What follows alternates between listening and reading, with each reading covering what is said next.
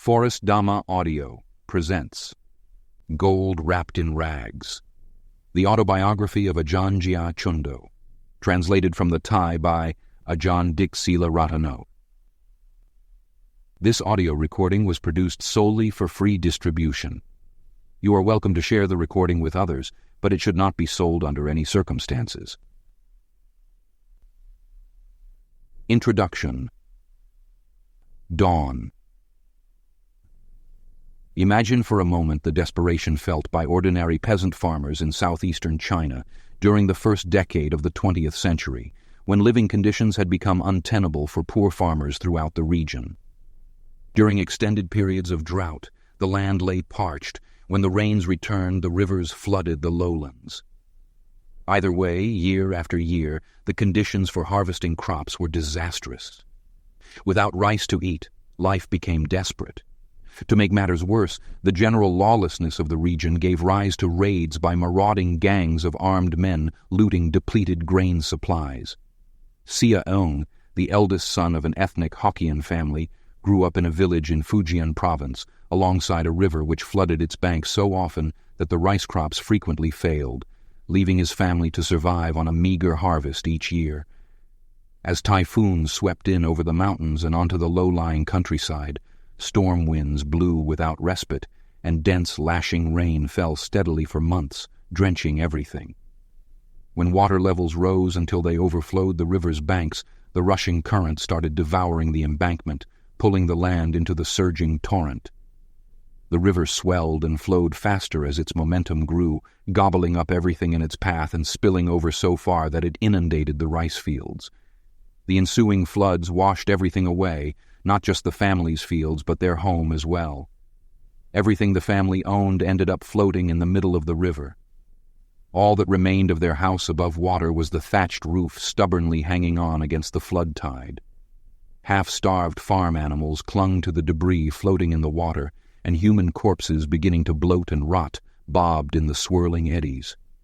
When the rain stopped, the sun beat down, and wafts of stench drifted off the river.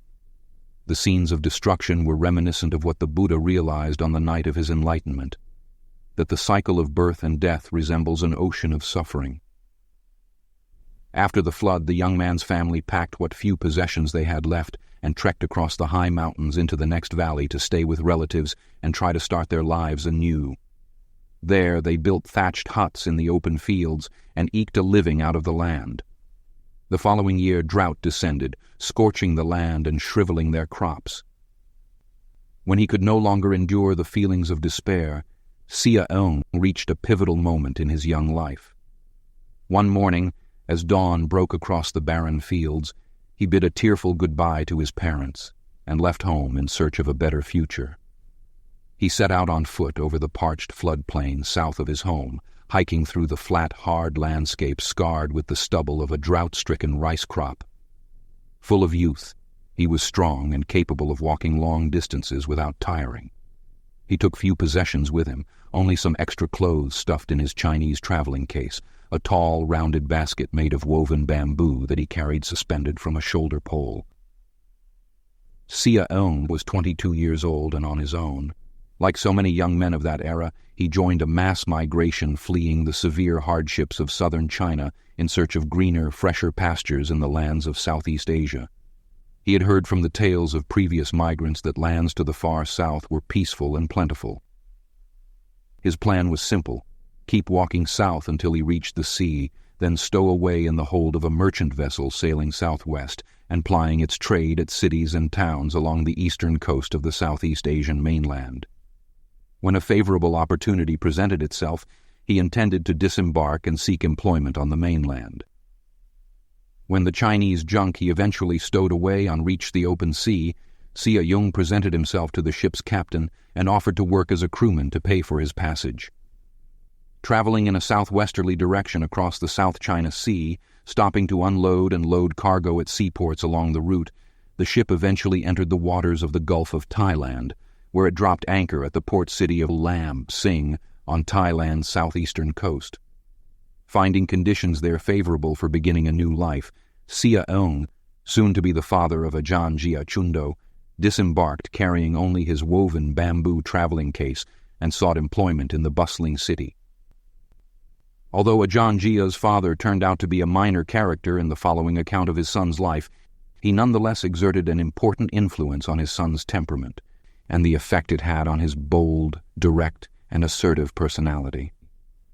Ajaan Jia's father was an ethnic Hokkien, and the young Jia inherited from him the inherent character traits typical of Hokkien people. Even when speaking with close friends and family, Hokkien people tended to shout and remonstrate in loud and forceful voices as if they were quarreling among themselves. The Hokkien viewed loud and brassy speech simply as an effective and confident way to communicate.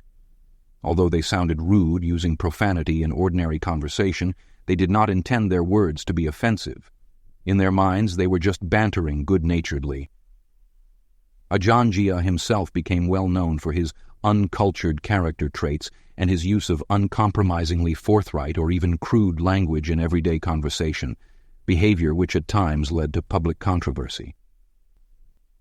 Ajaan Jia possessed a dynamic personality, resourceful and full of energy, strong-willed and adamantly self-assured. Like his father, he was a physically imposing man with a tireless work ethic, which could easily lead to confrontations when obstacles blocked his path. When Ajaan Jia eventually agreed to recount the story of his life, his strict, no-nonsense character was on full display as he raised the curtain to look back on his life as a forest monk, with the hopes, goals, adventures, and lessons learned taking center stage. He guided his listeners through a biographic landscape of intersecting people, places, and events that focused attention on the fierce and resolute temperament that shaped the course of events on his spiritual journey. In his storytelling, Ajaan Jia did not avoid addressing his own shortcomings, nor did he shy away from depicting the people with whom he interacted in the most candid and outspoken terms. In his rigorous pursuit of spiritual excellence, he was as demanding of himself as he was of his students. He was not all strictness and severity, however. Glimpses of his less daunting, more human side can be seen in the anecdotes he told about his eccentric habits and unorthodox behavior, which enable the reader to gain a fuller picture of his overall personality. By the time of the first interview, Ajaan Jia's enlightened mind, comfortably clothed in the discarded rags of his outward personality, engaged the world untouched by feelings of awkwardness or embarrassment. His account reads as though he was announcing to the world the confidence he felt in the depth and maturity of his understanding. Speaking honestly and openly about himself and his exploits, he concealed no hidden agendas or ulterior motives. He simply exhibited the stubborn, combative traits from which he had earned the moniker "gold wrapped in rags." On the afternoon of January 30th, 2000, a group of monks and lay devotees, who had practiced under Ajaan Jia's guidance for decades, approached him at his monastic residence with a special request. Would he kindly agree to tell the story of his life in full so that it could be recorded and preserved for the benefit of future generations? They were seeking an in-depth account of his personal experiences and reflections, and were prepared to allow all the time he needed to relate his story. Then, 84 years old, Ajaan Jia was nearing the end of his life. He suffered from multiple physical ailments which had decimated his body and sapped his strength. Laying back in a rattan recliner with his feet elevated to ease his chronic pain, Ajaan Jia agreed to narrate the events of his life on the condition that his biography be used for the purpose of inspiring the present generation of monks and lay practitioners to put their faith in the traditional Buddhist practices that lead directly to liberation from suffering. Recordings taken from that, and subsequent interviews, became the oral history on which this book is based. While members of the group set up their video recording equipment, Ajaan Jia warned them that his memory had deteriorated along with his physical health, a handicap which was likely to affect the accuracy of his recollections. Nevertheless, he would do his best under the circumstances. The outcome was, in fact, a detailed account of the events that characterized Ajaan Jia's life and the extraordinary times in which he lived. With the exception of this introduction and the epilogue that concludes the book, the contents of this book were taken from those recorded interviews, which were conducted on a regular schedule over a period of several weeks. The voice recordings were later transcribed into the Thai language and published as an autobiography entitled Ajaan Jia Cundo, Gold Wrapped in Rags. This book presents the English translation of the Thai version, which I have reworked for clarity and smoothness. The resulting English version is a carefully composed work. The selection of its materials and their arrangement into chapters is guided by a desire to highlight specific themes of Ajaan Jia's life and his path of practice. Ajaan Jia opened his narrative with the story of his father's emigration at a young age from South China to southeastern Thailand. He talked about the influence his parents had on his upbringing and temperament.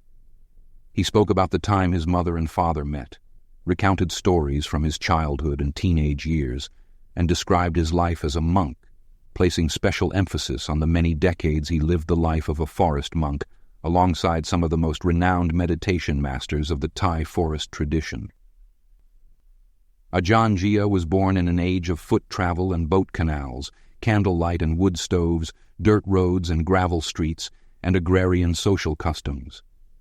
It was a simple, uncomplicated era when virgin forests, carpeted with thick subtropical undergrowth, dominated much of Thailand's landmass, creating large expanses of wilderness that extended through many regions of the country. Where today roads wind through the countryside, at that time only narrow trails passed through the dense jungle terrain where village settlements were often located a day's walk apart.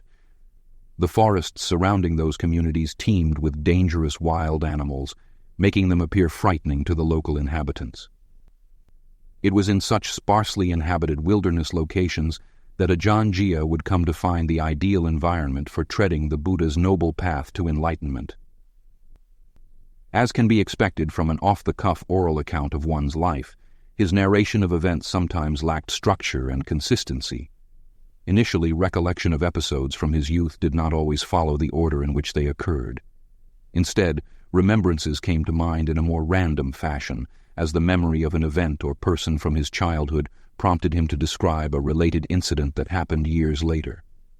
For example, while relating his life as a young teenager, he interposed stories that happened after he became a monk, then promptly returned to the narrative of his teenage experiences. In such instances, I have rearranged the storyline by regrouping the sequence of events to reflect an accurate chronological order as much as possible. For instance, all stories relating to his monastic life are placed together, some occurring at the time of his ordination, others in the years following it. Other sections of the narrative have been moved around and inserted in places where they seem to better fit the biographical order of events, making this English narrative flow smoothly from one story to the next. Due to their conversational tone, Ajaan Jia's recollections often seem to ramble and meander from one episode to the next, with the chain of events punctuated at intervals by spontaneous Dhamma teachings. Had Ajaan Jia chosen to edit the text himself before publication, perhaps he would have pared down some of the digressions and organized the story in a clearer structure. But as he expressed no interest in doing so, the original editing team was left to their own devices. Reluctant to deviate from Ajaan Jia's spoken word, the Thai editors transcribed his oral account just as he spoke it and published it without significant changes. Because Ajaan Jia used informal language that is more common in speech than in writing, his storytelling was naturally folksy and colloquial. Being unrehearsed, his speech was characterized less by complex grammatical structures and technical vocabulary, and more by the grammar, vocabulary, and idioms suitable for everyday language and conversation. Following along with the drift of his memories wherever they lead gives his account a down-to-earth, unpretentious quality. Consequently, his storytelling reads like one friend talking to another about his life. That informal style notwithstanding, when the subject of Dhamma came up in the story, Ajaan Jia's tone immediately became serious, restrained and circumspect, in response to and in respect for the Dhamma he was voicing. His account portrayed many episodes detailing the events that happened in his life, some of which culminated in vivid descriptions of the decisive experiences that occurred during crucial periods of his spiritual growth and development. He stuck to the practical details that defined each episode of his life and did not try to present a romanticized version of events. He was neither wistful nor nostalgic about the past, He accepted the inevitability of a changing world, remaining pragmatic and forward-looking throughout the narration. Because Ajaan spoke spontaneously about his life, some degree of exaggeration and embellishment, or occasional stretching of time and place, was liable to occur.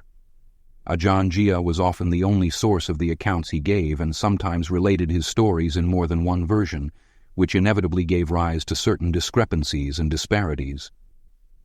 I attempted to reconcile seeming inconsistencies by prioritizing the most likely version, or in some cases combining details from several versions into one, and inserting it in its proper place in the chronology of events. To provide additional context for those events, the Thai editors sometimes added their own comments, or else quoted stories describing events in his life that were adapted from the comments of his contemporaries. When those comments were constructive, consistent with Ajaan purpose, and helpful in clarifying the circumstances that formed the setting for a specific episode, I incorporated them into the narrative. I have also edited out digressions that do not seem relevant to the ongoing narrative and that might merely add confusion to the storyline. The result, I hope, is a coherent and readable biographical account that makes Ajaan deep Dhamma accessible to a modern audience. Ajaan oral account of his life ends around 1984, a full 20 years before he passed away. In lieu of Ajaan direct input, the Thai editors either commented on the last 2 decades of his life themselves or quoted accounts from other sources. These approaches, however, amounted to little more than a general overview, often lacking in detail and substance. To remedy that, I have taken what information the editors did provide, combined that with other descriptions I could find, and used that material to construct a narrative of the end of Ajaan life. The resulting conclusion to this biography, captured in an epilogue entitled Dusk, is centered around 2 major themes of his final years: the construction of his monastery, Buddhadatta Forest Monastery, and the gradual deterioration of his physical body. In order to paint a coherent picture of the events that occurred during the construction of Buddhadatta Forest Monastery, I collected and compared comments made by his disciples with information gleaned from photographs taken at various stages during the first 10 years of that period. I then wove these together into a description that captures the enormous effort, cooperation, and generosity required for such an endeavor, and one that functions as a cautionary tale of the dangers that comfort and excess can bring to a community striving for genuine release from suffering. So as to accurately depict Ajaan physical decline and his unwavering resilience in the face of the cumulative health issues he experienced during the years prior to his death, I first consulted the relatively limited material provided by the original editors. This included a series of bullet points listing Ajaan medical conditions, the doctors who treated him, particular dates of note, and the hospitals where he received treatment. From there, I researched the various illnesses to the point where I could accurately describe their typical symptoms and used that knowledge in conjunction with photographs from the period to add more details to the sequence of events leading up to his death. As the decline in his health paralleled other incidents that took place in his old age, I employed that association to draw the story of Ajaan life to a close, culminating in the final passing of the spiritual warrior on August 23, 2004. Throughout the course of this translation, I have endeavored to follow a time-honored tradition of Buddhist biography which places as much emphasis on the lessons learned from the moral consequences of the events described as it does on the events themselves. In other words, a Dhamma lesson waiting to be told can be found embedded in every episode of Ajaan life. Ajaan himself employed the method of using recollections about his life as a means of introducing his audience to important lessons regarding the practical aspects of the Buddha's teachings. Ajaan narratives were told from the vantage point of an elderly and mature teacher. His principal motive for relating his life story was clearly instructional, his teaching activity being focused primarily on the forest monks under his care. He believed that talking about his experiences would encourage them in their training and clarify the true purpose of Buddhist meditation practices to help them avoid falling victim to doubt and confusion. During the interviews, he frequently broke the narrative to press home a point or lesson he believed to be of special benefit to monks in the audience. These digressions, which tend to give his narrative a somewhat episodic and disjointed quality, took several forms. Sometimes they relay short moral tales and direct exhortations of advice and caution to his listeners. At other times, these digressions are profound teachings on moral virtue, meditative calm and concentration, and insight meditation techniques. Because Ajaan spoke about Buddhist practice from his own personal experience, these Dhamma teaching interludes also lent the storyline the purpose and authority to allay doubt and instill confidence in the audience. Ajaan lived and practiced within a Buddhist monastic tradition where monks were usually tight-lipped about their personal stories, and autobiographies were almost non-existent. Never one to comply with conventions, Ajaan boldly proclaimed the methods he used and results he gained at each stage of his spiritual training. In that sense, he left a record of his life and meditation experiences that in both extent and detail was unusual in Thai Buddhism. The inclination to talk about his own life increased with age and had become a prominent feature of his teaching style by the time the interview for this book took place, prompting Ajaan to openly discuss the full range of his spiritual attainments. The narrative's rambling style and rhythm seem just right as a reflection on the austere nomadic lifestyle Ajaan led for much of his monastic life. Deeply impressed by stories he was told about Buddhist monks whose great virtue enabled them to undertake ascetic practices that would seem incredible to most, he embarked on a strict regimen of monastic training in an attempt to emulate them. Inspired by heroic tales of the hardships that illustrious Buddhist figures of the past had overcome in the struggle to reach enlightenment, he set out on the Buddhist path with high hopes, eager to start his formal practice.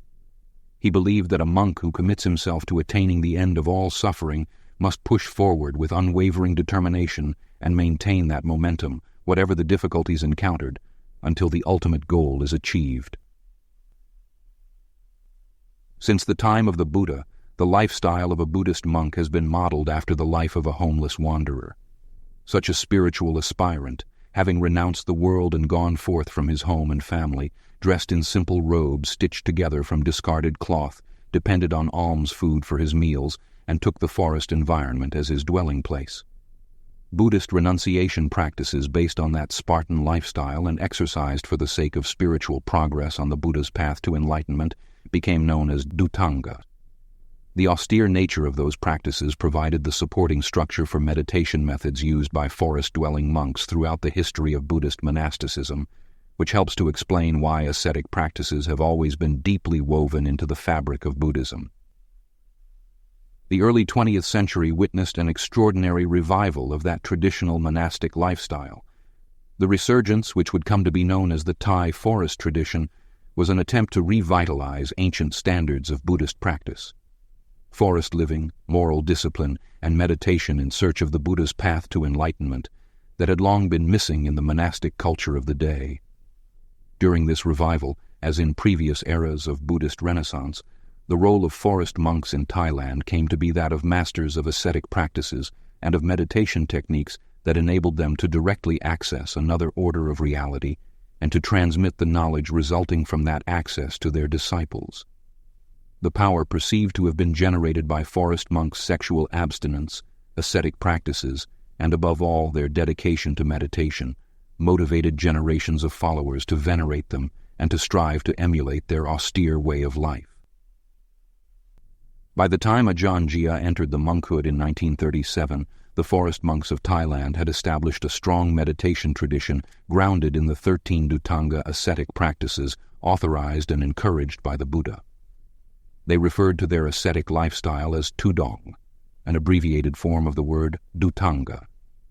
The tudong concept encompassed not only observing all or some of the dhutangas and other renunciate practices, but also more broadly to the custom of a forest monk trekking alone on foot for months through sparsely populated wilderness areas. Arduous journeys that often tested a monk's spiritual strength and stamina to the limit. While traveling, dhutanga monks of Ajaan generation carried only their basic requisites, the 3 principal robes, an alms bowl, a razor, a belt, needles and thread, a water strainer, and an umbrella tent, a cloth curtain hung from the edge of a homemade umbrella that formed a tent-like shelter when suspended from the branch of a tree.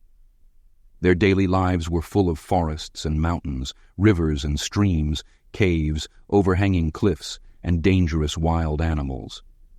They moved from place to place by hiking along narrow wilderness tracks in remote frontier regions where village communities were scarce. Since their lives depended on the alms food they collected from those small settlements, wandering Dutanga monks never knew precisely where they would find their next meal and were prepared, when circumstances dictated, to receive no food at all. They simply relied on strict discipline and fierce determination to see them through the difficult challenges they set for themselves. After his ordination, Ajaan joined the ranks of those intrepid forest monks who undertook Dutanga ascetic practices to rid their minds of encumbering defilements. Accomplishing that goal required nothing short of a revolution in the mental habits by which a monk managed his daily life. Such a transformation, in turn, entailed commitment, courage, and a lifetime of persistence and discipline. That meditative lifestyle combined periods of settled living, when monks gathered in forest monastic communities to train under a reputable Ajaan, or teacher, with the nomadic Dutanga existence they pursued once their training was completed. Ajaan Jia's introduction to the Dutanga practices began with life in a forest monastic community where he lived under the watchful tutelage of Ajaan Kongma, a senior monk respected for his wisdom. Inside the monastery, his life was regulated by an intensive regimen in which discipline restrained a monk at every turn. In the routines of meditation, in the procedures of the Dhamma hall, in the teacher and disciple protocols, in morning and evening chanting before the Buddha statue, and in the disciplinary precepts that Buddhist monks observed. Ajaan Jia was taught foundational Buddhist meditation themes like mindfulness focused on the meditation word Buddho and contemplation of the human body. By emphasizing respect for traditional monastic values in this way, forest monasteries were able to maintain the integrity of their monks' commitment to authentic Buddhist practices. Although many forest monks lived and studied with their teachers for years before daring to strike out on their own, Ajaan Jia, with his bold and adventuresome temperament, was a notable exception. Over time, Ajaan Jia became one of a group of forest monks who pioneered the use of new and innovative Dutanga strategies, helping to add new dimensions to the Buddha's time-honored ascetic practices. In parallel with their solid training in discipline and meditation, forest monasteries also required their monks to regularly observe certain core Dutanga practices, living in the forest, walking on alms round each day, eating only one meal a day, and eating all food directly from their alms bowls. Monks were also encouraged to experiment with other Dutanga practices that they felt suited their temperament. For example, wearing only robes that were made from discarded cloth, living out of doors, camping at the foot of a tree in a cave or under an overhanging cliff, and the practice of never lying down. These practices were considered advanced forms of asceticism to be undertaken at the discretion of individual monks when they felt they were ready to intensify their meditation and test their inner strength to the limit. Ajaan Jia's narrative reveals his deep appreciation of the natural world. His account indicates that many regions of Thailand were rich in pristine, old-growth forests, clear water rivers and streams, wide caves where the air was cool and fresh, mountains watered by natural springs, and an abundance of wildlife. It was an environment of immense biodiversity that had remained virtually untouched in South and Southeast Asia, stretching back for millennia to the time of the Buddha. Although the emphasis placed on forest meditation practices waxed and waned through the centuries, the virgin wilderness never ceased to be a source of ideal seclusion for the spiritual training of dedicated practitioners. That situation changed radically, however, in the mid-20th century. In 1916, the year Ajaan Jia was born, nearly 70% of Thailand's landmass was blanketed by vast expanses of hardwood forests where a Dutanga monk could hike from one end of the country to the other through uninterrupted wilderness. Due to subsequent rampant deforestation, by the time Ajaan Jia passed away in 2004, only 20% of the country remained forested, and those dwindling wilderness areas were mostly confined to national forest reserves. Such wholesale destruction of old-growth wilderness areas meant that a forest monk's range of activity was eventually reduced to pockets of woodland, separated by extensive areas of cultivated rice fields and urban sprawl. The Buddhist monk's natural abode of rivers, mountains, and caves, which had endured unscathed for millennia, was confronted with the seemingly irreversible modern-day trend to lay the natural world to waste. Read from the perspective of that altered landscape, Ajaan Jia's autobiography can be understood as both an ode paying tribute to perhaps the last golden era of Buddhist ascetic practices, and as a swan song heralding the sunset of the ideal meditation environment that for so long made those unique modes of practice possible. Although a crucial element in forest practice had been lost during his lifetime, Ajaan Jia did not want his successors in Buddhist practice to become prisoners of time and place. Instead, he threw down the gauntlet to future generations of Buddhist practitioners, challenging them to remain true, under all circumstances, to traditional Buddhist practices that lead directly to liberation from suffering. Gold Wrapped in Rags presents the real and true account of Ajaan Jia's life and practice, disclosing for us not only the character and personality of the man who lived his transient life on this earth, but also the noble goal that he transcended his earthly persona to attain, and the means by which he threw back the shabby shroud of that persona to reveal the pure gold veiled behind those tattered rags.